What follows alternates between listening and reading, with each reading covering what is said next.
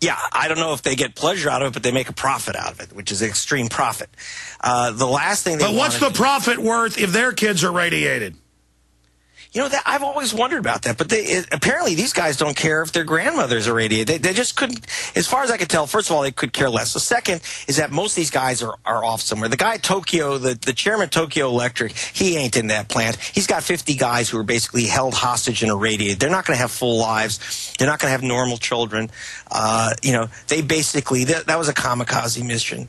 It's frightening and it's terrible. Then they're coming to...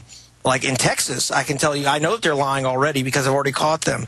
I don't know about the safety issues, but they said that the plants at South Texas would cost $5 billion. The Japanese knew, have in their pocket, when they told the U.S. government $5 billion, that it was going to be $12 billion.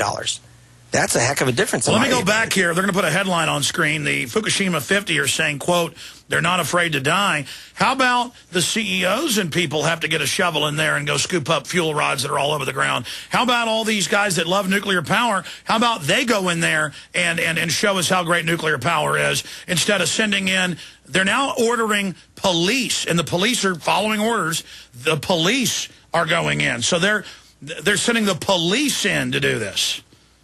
Well, what's very sad is that I can tell you that when I did the studies of evacuation in America, if the U.S. government ever said those within 10 miles should leave, which is our official evacuation zone, which has nothing to do with wind, which doesn't know about a 10-mile border, that most people within 30 miles will leave. The Japanese, if they're told 10 miles, 20 miles, that's it. They don't move. And by the way, that is a very frightening thing in terms of their building a plant. I was talking to a fire suppression engineer who works on fire suppression at many, many nuclear plants in the U.S. He says it's really frightening to have the Japanese come in and build because they have no culture of whistleblowing.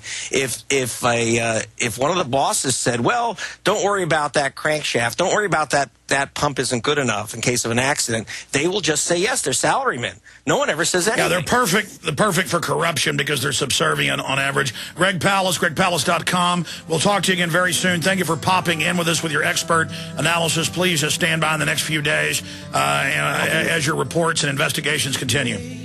Thanks, Alex. Bye. We'll be right back with more of your calls. The Health Ranger in studio. All the latest developments. PrisonPlanet.tv. Stay with us.